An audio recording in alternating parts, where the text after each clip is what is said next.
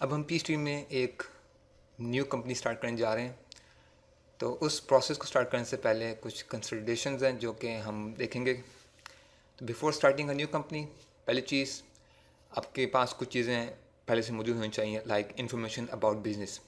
आपका बिज़नेस की इंफॉर्मेशन, उसका नाम क्या है, लीगल नेम, उसका एड्रेस क्या है, फ़ोन नंबर, फैक्स नंबर वगैरह। अगर तो ऐसा ये सारी इन्फॉर्मेशन अभी नहीं है तो the least thing that you require is a legal name. बाकी चीज़ें तो हम बाद में भी ऐड कर सकते हैं, वो मैं आपको दिखाऊंगा कैसे। और लॉजिकली चीज़ें चेंज होती रहती हैं। अभी कंपनी का नेम तो चेंज नहीं होगा, बट हो सकता है आपका ऑफिस का एड्रेस चेंज हो जाए, फ़ोन नंबर चेंज हो जाए, फैक्स नंबर चेंज हो जाए वगैरह। फिर है टाइप्स ऑफ बिजनेस, कि आपका बिजनेस टाइप क्या है। वो आपकी कंपनी है, आप सोल प्रोप्राइटर हैं, इंडिविजुअल हैं। फिर है आपका कंपनी नंबर, अगर तो आपकी कंपनी है लिमिटेड कंपनी तो कंपनी नंबर होगा, वरना अगर आप सोल प्रोप्राइटर हैं, स्मॉल बिजनेस हैं, तो लाइक टैक्स नंबर होगा। ये इन हैंड होना चाहिए। और फिर starting date of accounting period, यानी आपके अकाउंटिंग पीरियड कब स्टार्ट होता है, इन इन्फॉर्मेशन आपके पास होनी चाहिए। फिर हम देख लेते हैं नेक्स्ट चीज़, वो है अकाउंटिंग पीरियड, कि आपका जो अकाउंटिंग पीरियड है वो कितने कब एंड होता है।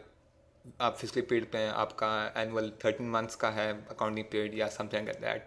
डिफरेंट कंपनी के डिफरेंट होते हैं, तो ये आपके पास लाजमी होना चाहिए, क्योंकि वंस आप अपना अकाउंटिंग पीरियड डिफ़ाइन कर दें कंपनी स्टार्ट करते हुए, इसको आप दोबारा चेंज नहीं कर सकते।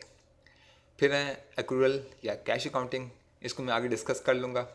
और फिर है हमारा पोस्टिंग मेथड, इसको भी मैं आगे इन डिटेल डिस्कस करता हूँ। एक्रूअल या कैश, ये दो अकाउंटिंग मेथड होते हैं जो कि अमूमन बिजनेस फॉलो करते हैं। एक्रूअल अकाउंटिंग क्या है कि as soon as bill is received expenses are counted. अगर आपको आपको कोई एक्सपेंस हुआ है, आया कि आपने उसको पे किया या नहीं किया, मगर जैसे ही आपको उसका बिल रिसीव हो गया, आप उसको एज अ एक्सपेंस काउंट कर लेंगे। और फिर है इनकम्स।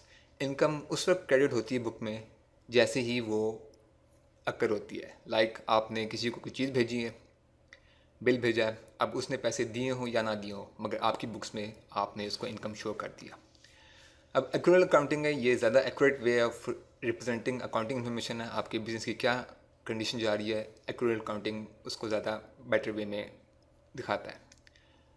फिर account receivable and payable are must part of this type. अगर तो आप एक्यूरल अकाउंटिंग कर रहे हैं अपने बिजनेस में, तो आपके उसमें चार्ट ऑफ अकाउंट्स में अकाउंट पेएबल और अकाउंट रिसीवेबल मस्ट होंगे। बिकॉज जैसे मैंने बात की थी कि अगर तो आपने किसी को कोई चीज़ सेल की है, इनकम आई हो ना या ना आई हो, वो अकाउंट रिसीवेबल में चल जाएगा और आप उसको रिकॉर्ड कर लेंगे। फिर हमारे पास cash accounting, expenses are only counted when they occur. Cash accounting में क्या होता है एज अपोज टू एक्यूरल, कि आप एक्सपेंसेस उसी वक्त नोट डाउन करेंगे जब आपने एक्चुअली उनको पे किया।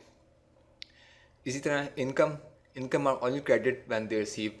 जब आपको पैसे मिलेंगे तब भी आप अपनी बुक्स में लिखेंगे कि मुझे पैसे आए हैं, उस वक्त नहीं कि आपने कोई चीज़ बेची हो और पैसे आने हों। अब जो कैश अकाउंटिंग है ये अमूमन इंडिविजुअल हो गए, सोल प्रोप्राइटर्स हो गए या स्मॉल बिजनेस ये करते हैं। बाय लॉ बड़े बिजनेस को रिक्वायर्ड होता है कि वो एक्रूरल अकाउंटिंग करें, और जो छोटे बिजनेस होते हैं या इंडिविजुअल होते हैं उनके पास चॉइस होती है, वो ईदर एक्रूरल मेथड या कैश मेथड ईदर चूज़ कर सकते हैं। अब कैश अकाउंटिंग में अकाउंट रिसीवेबल और अकाउंट पेएबल ये ज़रूरी नहीं है हों तभी चलता है, ना हो तब भी ठीक है। और एक लास्ट थिंग, एक्रूरल या कैश अकाउंटिंग में मैंने नीचे रेड कलर में मेंशन किया हुआ है कि ये भी बिल्कुल चेंज हो सकती है। एक दफ़ा आपने सेलेक्ट कर ली अपनी कंपनी खोलते हुए कि आप एक्रूरल मेथड यूज़ कर रहे हैं या कैश, आप उसको चेंज नहीं कर सकते। सो आपने ये केयरफुली कंसिडर करना है कि आपने कौन सा मेथड चूज़ करना है। नेक्स्ट थिंग, अब पोस्टिंग मेथड। अब पोस्टिंग दो तरह की होती है, एक रियल टाइम पोस्टिंग और एक batch posting. Real time posting में क्या होता है कि जैसे ही आप एंट्री करेंगे वो साथ ही डेटाबेस में रिकॉर्ड हो जाएगी। अमूमन ये केस ऐसा होता है कि आप जिस कंप्यूटर पे काम कर रहे हैं उसका डेटाबेस भी पी का वहीं इंस्टॉल्ड है, और जो पी का प्रो वर्जन है वो चूँकि एक यूज़र को सपोर्ट करता है तो कंसिडर किया जाता है कि उसमें रियल टाइम पोस्टिंग ही होगी। दूसरा है बैच पोस्टिंग। अब बैच पोस्टिंग में होता है कि एंट्रीज आप अपने अपने टर्मिनल पर रिकॉर्ड तो कर लेते हैं, बट वो डेटाबेस में ज़रूरी नहीं कि उसी वक्त रिकॉर्ड हों। आप चाहें तो थोड़े वक्फे के बाद उसको एंटर कर सकते हैं, यानी एक बैच भेज सकते हैं एंट्रीज का टूवर्ड्स डेटाबेस, ताकि वो फिर सेंट्रलाइज रिकॉर्ड हो जाए। Batch posting can run either at the end of the day, week और इवन मंथ। अब बैच पोस्टिंग जैसा मैंने कहा कि ज़रूरी नहीं कि उसी वक्त ही एंटर हो, तो आप टेम्परेली अपने सॉफ्टवेयर के टेम्परेरी फाइल में पोस्टिंग्स करते हैं और फिर दिन के एंड पे या even at the end of the week और even at the end of the month या फोर्टनाइटली, डिपेंडिंग ऑन कि आपकी कितनी एंट्रीज जाती हैं, आप उसको एक ही बैच में इकट्ठा भेज सकते हैं डेटाबेस के अंदर। Possible cause to use where user are posting from different locations, मैंने मेंशन किया है कि बैच पोस्टिंग आप उस सूरत में भी यूज़ कर सकते हैं, लाइक जैसे एक कंप्लीट अकाउंटिंग या प्रीमियम या क्वांटम में होता है कि एक से ज़्यादा यूज़र यूज़ कर सकते हैं। तो हो सकता है आपके डिफरेंट ऑफिस हों, 4-5 ऑफिस हों, और वहाँ पर हर यूज़र अपना यूज़ कर रहा हो पेस्ट्री और डेटाबेस सेंट्रलाइज्ड हो, तो वो फिर क्या करेंगे, eight the end of the day या वीक या मंथ अपनी एंट्रीज़ को बैच पोस्ट कर देंगे सेंट्रलाइज डेटाबेस में। अब ये मेथड है, या आप रियल टाइम चूज़ करें या बैच, इसको आप जितनी मर्ज़ी दफ़ा चाहें ड्यूरिंग बिजनेस चेंज कर सकते हैं। फिर हम देख लेते हैं आगे अपना फाइनल वर्ड।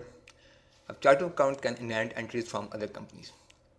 हम जब देखेंगे, जब हम अपनी नई कंपनी स्टार्ट करेंगे तो जो विज़र्ड है वो चार्ट ऑफ अकाउंट्स बनाएगा। चार्ट ऑफ अकाउंट्स जैसे मैंने कहा था बेसिस होता है आपके फाइनेंशियल अकाउंट्स का, आपके कंपनी के तमाम फाइनेंसेस का। तो अब चार्ट ऑफ अकाउंट्स हैं can inherit entries from other companies. अब हो सकता है आपके पास आपकी पी स्ट्रीम में एक से ज़्यादा कंपनीज हों ऑलरेडी, लाइक हमने देखी 2 सैम्पल कंपनीज पड़ी हुई थी। अब जब अब अपनी नई कंपनी खोलते हैं तो चार्ट ऑफ अकाउंट क्या करता है, वो किसी ऑलरेडी बिल्ड कंपनी में जो वहाँ पर हो, या फिर आपके पास सैम्पल कंपनी हो, या फिर उसके पास ऑलरेडी उनके डेटाबेस में कुछ कंपनीज हो, डिपेंडिंग ऑन कि आपका बिज़नेस का नेचर क्या है, वो वहाँ से सारी एंट्रीज इनहेरिट करेगा और आपका नया चार्ट ऑफ अकाउंट कंपनी का बना देगा। दूसरा, you can write in own accounts. अब पी ये फ्लेक्सिबिलिटी देता है कि अगर आपके अकाउंट्स या डिफ़र करते हैं उन अकाउंट्स से जो कि पी ने आपको बेस्ड ऑन योर बिज़नेस बना के दिए हैं, या कुछ उसमें एडिशंस करनी है, तो आप अपने खुद भी बना सकते हैं। बट ये प्रोसेस आपको काफ़ी केयरफुली हैंडल करना होगा। अगेन, अनलेस कि आप एक क्वालिफाइड अकाउंटेंट है, बहुत बेहतर होगा कि आप किसी अकाउंटेंट से मशवरा कर लें और फिर चार्ट अकाउंट्स उसके बैठ के डिस्कस कर लें कि ये चार्ट अकाउंट्स होने चाहिए, ये नहीं होने चाहिए वगैरह।